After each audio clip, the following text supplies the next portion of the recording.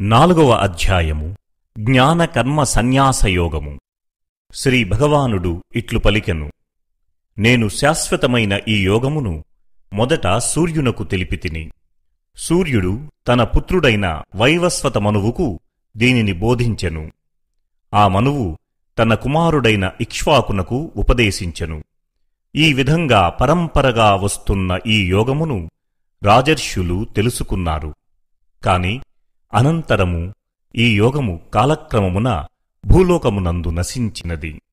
ఈ యోగము ఉత్తమమైనది మరియు రహస్యముగా ఉంచదగినది. నీవు నా భక్తుడవు, స్నేహితుడువు కనుక మిక్కిలి పురాతనమైన ఈ యోగమును నేను నీకు తెలుపుచున్నాను. అది వినిన అర్జునుడు, కృష్ణ, నీ జన్మ ఇటీవలది. సూర్యుని జన్మ కల్పాదియందు జరిగింది, అనగా అతి ప్రాచీనమైనది. నీవు సూర్యునకు ఈ యోగము ఉపదేశించావు అనేది నేను ఎట్లా నమ్మగలను అని అడిగెను. అప్పుడు శ్రీకృష్ణ భగవానుడు, ఓ అర్జున, నాకును నీకును పెక్కు జన్మలు గతించినవి. వాటన్నింటినీ నేను ఎరుగుదును, కాని నీవు ఎరుగవు. కారణం, నేను జన్మరహితుడను, నిత్యుడను, సమస్త ప్రాణులకు ఈశ్వరుడను. అయినను ప్రకృతిని నా ఆధీనములో ఉంచుకొని నా మాయచేతనే నేను అవతరిస్తున్నాను. భగవానుడు ఎప్పుడు అవతరిస్తాడు? ధర్మమునకు హాని కలిగినప్పుడు, అధర్మము పెచ్చు పెరిగిపోతున్నప్పుడు, సత్పురుషులను రక్షించి దుష్టులను పాపులను రూపుమాపుటకు మరియు ధర్మమును సుస్థిరమొనర్చుటకు ప్రతి యుగమునందు నేను అవతరిస్తూ ఉంటాను. నా జన్మలు కర్మలు దివ్యములని ఎరిగిన వారు మరణించిన తరువాత మరుజన్మ లేకుండా నన్నే చేరుతారు.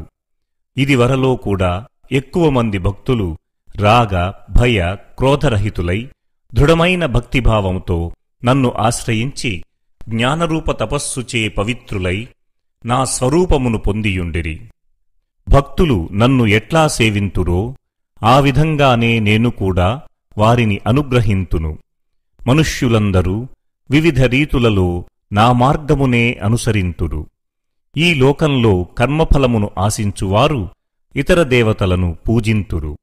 అలా చేయడం వలన వారికి సిద్ధి త్వరగా లభిస్తుంది. గుణకర్మలను అనుసరించి 4 వర్ణములను నేను సృష్టించితిని. అవి బ్రాహ్మణ, క్షత్రియ, వైశ్య, శూద్రవర్ణములు. ఈ సృష్టికి నేను కర్తను, శాశ్వతుడను అయినప్పటికీ నన్ను ఆ కర్తగా తెలుసుకునుము. నాకు కర్మఫలాసక్తి లేదు, కావున కర్మలు నన్నంటవు. ఈ విధముగా నా తత్వము తెలిసిన వారు కర్మబద్ధులు కారు. కర్మలు ఎన్ని రకాలు? వాటి లక్షణాలు ఏమిటి? అర్జున, ప్రాచీనులైన ముముక్షువులు నా తత్వరహస్యమును తెలిసికొని కర్మలను ఆచరించిరి. కావున నీవును ఆ పూర్వుల వలెనే నిష్కామభావముతో కర్మలను ఆచరింపుము. కర్మ అనగానేమి, అకర్మ అనగానేమి అనే విషయమును నిర్ణయించుటలో విద్వాంసులు కూడా భ్రాంతికి లోనవుతున్నారు. కావున కర్మతత్వమును నీకు చక్కగా విశదపరచెదను. దానిని తెలుసుకొని నీవు కర్మబంధము నుండి ముక్తుడవయ్యదవు. దానికన్నా ముందు అసలు కర్మతత్వము, అకర్మస్వరూపము మరియు వికర్మ లక్షణములను కూడా తెలుసుకొనుట చాలా అవసరం. ఎందుకనగా కర్మతత్వము అతి నిగూఢమైనది, తెలుసుకొనుట కష్టమైనది. కర్మయందు అకర్మను, అకర్మయందు కర్మను దర్శించువాడు బుద్ధిమంతుడు. అతడు అన్ని పనులు చేయ సమర్థత కలిగిన యోగి. ఎవరి కర్మలు శాస్త్రసమ్మతములై కోరిక సంకల్పము లేకుండా ఉంటాయో, ఎవరి కర్మలు జ్ఞానాగ్నిలో భస్మమగునో అట్టి మహాపురుషుడిని పండితుడని అంటారు. చేసే ప్రతి కర్మయందు ఫలాపేక్ష వదిలి నిరాశ్రయుడై పరమాత్మయందే నిరంతరం సంతృప్తి కలిగినవాడు, అంతఃకరణమును శరీరేంద్రియములను జయించినవాడు, సమస్త భోగ సామగ్రిని పరిత్యజించినవాడు, కర్మలయందు పూర్తిగా లీనమైనప్పటికీ అతడు పాపము పొందడు. వాస్తవముగా తాను చేసిన కర్మలకు అతడు కర్త కాదు. తాను కోరుకోకుండానే లభించిన దానితో సంతుష్టుడైనవాడు, అసూయ లేనివాడు, ద్వంద్వములు లేకుండా సమదృష్టి కలిగియుండు కర్మయోగి కర్మలను ఆచరించినను వాటి బంధములలో చిక్కుకోడు. ఎలాగంటే ఆసక్తి, దేహాభిమానము, మమకారము లేకుండా పరమాత్మయందే నిరంతరం మనస్సు నిలిపి కేవలము యజ్ఞము కొరకే ఆచరించు కర్మలు అన్నియూ దేవునియందు లీనమగును. యజ్ఞమునందు వినియోగించు సాధనములు, హోమము చేయు ద్రవ్యములు, అగ్నియు, యజ్ఞము ఆచరించు కర్త, హవనక్రియ కూడా బ్రహ్మములోని అంతర్భాగములే. ఈ బ్రహ్మకర్మయందు స్థితుడయ్యుండు యోగి ద్వారా పొందదగిన యజ్ఞఫలము కూడా బ్రహ్మమే. కొందరు యోగులు యజ్ఞానికి ఫలితం ఆశించకుండా తాము కోరుకునే ఫలాన్ని బ్రహ్మాగ్నిలో హోమం చేస్తారు. చివరకు యజ్ఞాన్ని కూడా తమది కాదని హోమం చేస్తారు. నిష్ట కలిగిన యోగులు కొందరు మనోనిగ్రహము ద్వారా ఇంద్రియాలను అదుపు చేయుదురు. ఇంద్రియ క్రియలను, ప్రాణముల క్రియలను అన్నింటినీ జ్ఞానముచే ప్రకాశితమైన ఆత్మసంయమ యోగ రూపాగ్నిలో హవనము చేయుదురు. యజ్ఞములు ఎన్ని రకాలు? వాటి ఉపయోగములు ఏమిటి? కొందరు ద్రవ్య సంబంధ యజ్ఞములను, తపోరూప యజ్ఞములను, యోగరూప యజ్ఞములను, అహింస అనే తీవ్ర వ్రతమును, మరికొందరు స్వాధ్యాయమనే జ్ఞానయజ్ఞమును ఆచరిస్తారు. ఉచ్ఛ్వాసలను నిశ్వాసలలోనూ, నిశ్వాసలను ఉచ్ఛ్వాసలలోనూ అర్పిస్తారు. మరికొందరు ఉచ్ఛ్వాస నిశ్వాసలను బంధించి సమాధిలో నిలుస్తారు. కొందరు నియమిత ఆహారులై ప్రాణవాయువును ప్రాణవాయువునందే హవనము చేస్తారు. ఈ సాధకులందరూ పాపము పోగొట్టుకొని యజ్ఞశేషమనే అమృతమును అనుభవించుచు పరమాత్మను పొందుచున్నారు. అసలు యజ్ఞమే చేయని వారికి ఈ లోకములో సుఖము లభించదు.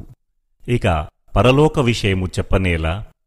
ఇలాంటి అనేక రకములైన యజ్ఞములు వేదములలో విస్తృతముగా వివరించబడినవి.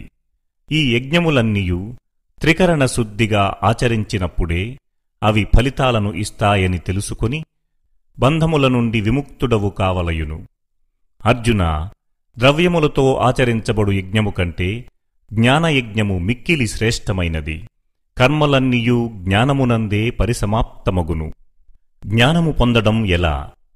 తత్వమును దర్శించిన జ్ఞానుల దగ్గరకు వెళ్ళి వారికి ప్రణమిల్లి సేవ చేసి నియమముతో ప్రశ్నించుట వలన ఆ తత్వజ్ఞానమును నీవు తెలుసుకొనగలవు. అర్జున, ఈ తత్వజ్ఞానమును తెలుసుకున్న తరువాత మరలా వ్యామోహము పొందవు. ఆ జ్ఞాన ప్రభావముతో సమస్త ప్రాణులను నీయందు, తరువాత పరమాత్మ అయిన నాయందును చూడగలవు. ఒకవేళ నీవు పాపాత్ములందరికన్నా మహాపాపివి అయినప్పటికీ జ్ఞానము అనే నౌక సహాయంతో పాపసముద్రము దాటగలవు. మండుచున్న అగ్ని సమిధలను భస్మము చేసినట్లు జ్ఞానమను అగ్ని కర్మలన్నింటినీ భస్మమునరించును. ఈ లోకములో జ్ఞానముతో సాటియగు పవిత్రమైనది మరొకటి లేదు. కర్మయోగ సాధన చేస్తూ ఉంటే కొంతకాలమునకు తన ఆత్మయందు అదే జ్ఞానమును సాధకుడు తనంతట తానే పొందగలడు. జితేంద్రియుడు, సాధన చేసేవాడికి, శ్రద్ధకలవాడికి జ్ఞానము లభించును. ఆ జ్ఞానము కలిగిన వెంటనే అతడు పరమశాంతిని పొందును. అవివేకి, శ్రద్ధలేనివాడు అయిన సంశయాత్ముడు భ్రష్టుడై నశించును. అలాంటి సంశయాత్ములకు ఈ లోకములో కాని పరలోకంలో కాని సుఖము ఉండదు. ధనుంజయ, చేయవలసిన కర్మలను ఆచరించుచు కర్మఫలములన్నింటినీ భగవంతుడికి అర్పణ చేయుచు వివేకము ద్వారా అనుమానములన్నింటినీ తొలగించుకొని అంతఃకరణమును వశమునందు ఉంచుకొనిన వానిని కర్మలు బంధించలేవు. కావున అర్జున, నీ హృదయమునందుగల అజ్ఞానజనితమైన అనుమానములను వివేకజ్ఞానమును ఖడ్గముతో రూపుమాపి యోగమునందు స్థితుడవై యుద్ధము చేయుటకు లెమ్ము. ఈ విధంగా ఉపనిషత్తు, బ్రహ్మవిద్య, యోగశాస్త్రము, శ్రీకృష్ణార్జున సంవాదము అయిన శ్రీమద్భగవద్గీతయందు జ్ఞానకర్మ సన్యాసయోగము అనే 4వ అధ్యాయము సమాప్తం.